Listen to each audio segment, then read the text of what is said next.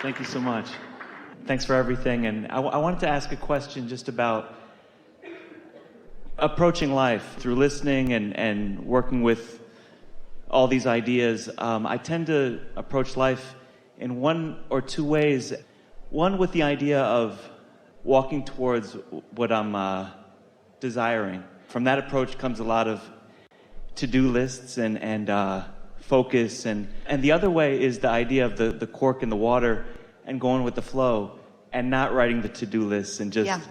And so I tend to go back and forth. And Well, that's a productive way to do it. Sometimes one approach is more satisfying in the moment, and sometimes the other approach is more satisfying in the moment. This is the way we would play that out if we were standing in your physical shoes. The other day, Esther was doing a focus wheel, which is a process that helps you to focus on what you want, and it's also a process that cleans up energy. In other words, it helps you to focus your energy toward what you want. But there's resistance in the process, because just in the knowing that you're going for something that isn't coming naturally to you right now, the what's not coming naturally to right now is a player in your mix. So a friend had been staying with her for a little while, and they had done quite a few focus wheels together. So Esther was really sort of on the focus wheel, let's clean up all the messy business that I have going on in my life era of her life. And then she was sitting there by herself one morning, attempting to do that. A thought came into her mind, and the thought said, because she was focused upon something specific around her business and her office that she was wanting to feel better about. And the thought came to her, wait a minute, I'm a powerful creator, I'm invincible, and if I could have it just the way I want it, what would I choose? And in the middle of that if I could have it thought came the since I can have it thought. And all of a sudden everything in Esther's energy stream shifted, because her vortex became dominant.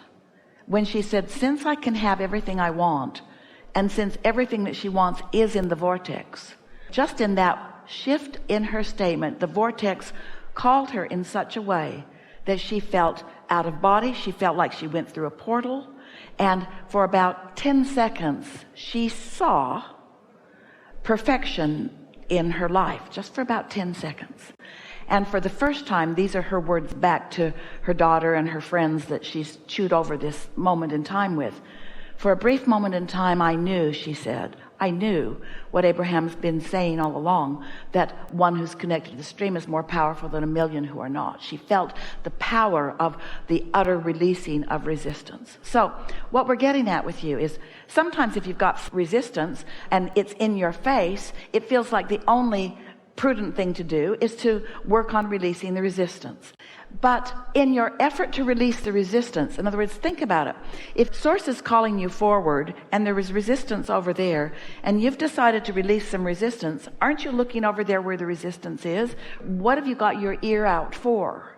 And so even though we've done lots of focus wheels with lots of people, and we really respect the shifting in energy that so many of you do with it, there are times like today when we really want to say to you that if you can just let go, that your inner being will take you in the direction of where you want to go. And so the rule of thumb that we would use is this: focus a lot if you're feeling great. And by focus a lot, we mean focus on it until it becomes more and more and more and more and more and more specific. And don't take your attention from it as long as the specifics that will grow, because the momentum says they must. The specifics will grow and grow and grow and grow and grow. The momentum will grow and grow and grow and grow. Your feeling of elation will get higher and higher and higher and higher and higher. You'll feel more and more and more and more invincible. And as long as that is the way you are feeling, do not take your eye off of whatever is causing that momentum to increase. But if something different than that is happening, if the more you focus, the more frustrated you're becoming, if the more you're focusing, the more it feels like a struggle, then let it go. Let the specifics go. Specifics are your friend when you feel great. They are not your friend when you don't feel great. General is your friend when you have any resistance at all. And general is always your friend. Non-resistance is always your friend. But if you are in a general place of non-resistance, it is our absolute promise to you that the momentum from that general place of non-resistance will grow and expand until you will feel that euphoria that you are looking for. And that's what we meant early in this conversation today when we were talking about those piles of sticks. And that if you take any subject where it's easy for you to find alignment, now it will be easier for you to find the specifics of the alignment of all of those different subjects. Does that make sense to you? Did you get that? It's like if you get into your vehicle and you don't really know what you're doing, you're new at it, your driving instructor wouldn't say, put the pedal to the metal. You're too young to even know what that means. Your driving instructor would not say, give it all the gas you can give it. Your driving instructor would want you to get a feel of the car and to know that you can guide it, and for you to know that the car will go where you point it and that you have the ability to guide it, and would never ask you to go faster than your ability to maintain your balance there. And yet when it comes to intention, so many of you just want to go all the way to where you want to go, even though you don't have control of your vibration at all.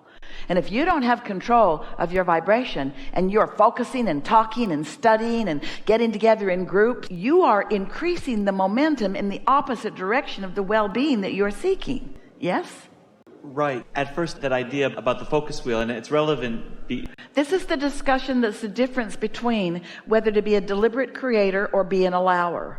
And what we want to say is, you've been a deliberate creator. Life has caused you to be a deliberate creator. You have put into your vortex everything that you want. Core desires are there. And because they've been over there, and your inner being's been there, who is you also, and because the law of attraction is responding to your inner beings, can you see that the cooperative components have all been gathered to the intentions and desires that you've given birth to?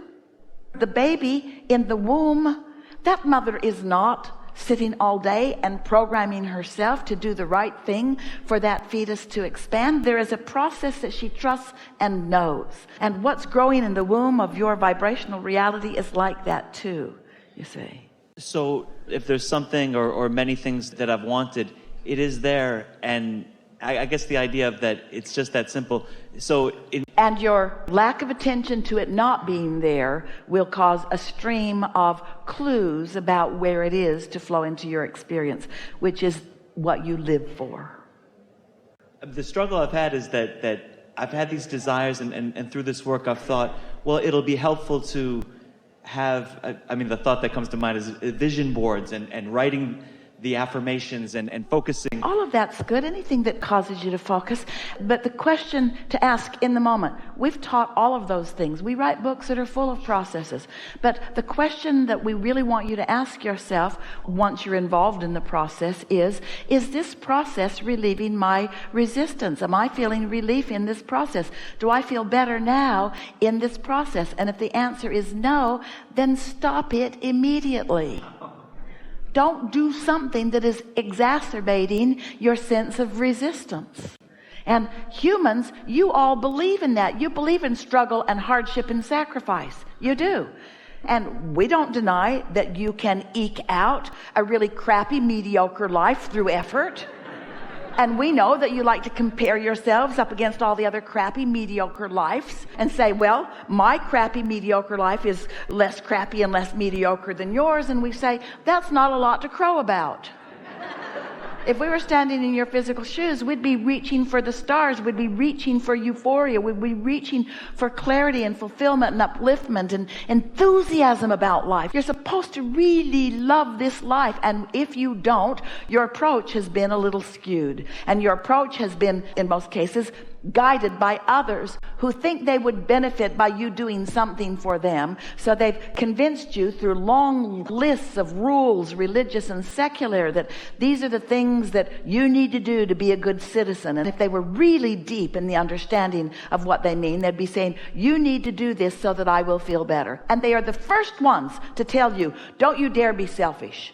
Which is ironic, because what they mean is, don't follow your selfish instincts, follow mine, where your inner being is just knowing you and calling you to who your inner being knows that you really are, a lover, knows who you really are, a blessed deserver of magnificent things, and someone who's high on life, a fun-loving otter of the universe, who adores alignment and upliftment and new ideas to chew on. And heading to that place, to have the freedom to, maybe it is a focus wheel, but other times maybe it's something different. You're so free you can choose bondage. But to have the sensitivity to know how you're feeling and the clarity to know that how you want to feel is good. A wonderful mantra is, I'm going to find the best feeling thought that I can find. And you don't do that. Often you're looking for the most interesting thought, or the thought that will stimulate the conversation under these conditions, or the most descriptive thought, the thought that justifies where you stand the most. But when you're really looking for the best feeling thought that you can find, it puts everything into proximity that will help you. We know that as we play with youth over time, and we're talking about the years that we've been flowing through Esther and the analogies that she has discovered that are vibrationally accurate to the vibration that we're offering. In other words, we're not whispering words into her ear. We're focusing vibrational intention. And because she's in sync with us, she's interpreting that vibrational intention into stories and things that she has lived and things that you might be able to pick up on and feel the resonance of for further understanding. So over time, over these years specifically, we'll talk about those because that's what's happening now. We say to you, you're the creator of your own reality. And at first you like that idea. Oh, I'm free to create my own reality. And then you step into that place of responsibility and you say, Hicks, I create my own reality. You're sort of bipolar about whether you even want to be the creator of your own reality. And then we look schizophrenic to you too, because we say segment intend and be deliberate and think about what you want and script. And even we say daydream. And then sometimes we say relax and put your feet in the water and meditate and just let it be. And you think, Abraham, what do you want from me? Do you want me to get really deliberate, or do you want me to chill? And we say, you have to know where you are before the answer can be the right answer. If you're feeling great, don't chill, focus. Because when you focus, when you feel good, then you get to feel the momentum of that. Really, we're just asking you. Esther and Jerry drove around in Prevost buses for years. Big and powerful and wonderful and lumbering, really, by comparison. They were high profile. They had a lot of weight behind them. The bus itself weighed 60,000 pounds. And when you're going down a mountain, you don't want to let it loose. You want to set it in a gear because you don't want to burn up your brakes, where the gears will actually offer enough resistance to the engine that it goes down the mountain in a controllable way. And then Esther went from that big, massive, lumbering, she loved it, machine to an Audi R8 that was close to the ground and engineered like nothing that she'd ever driven before.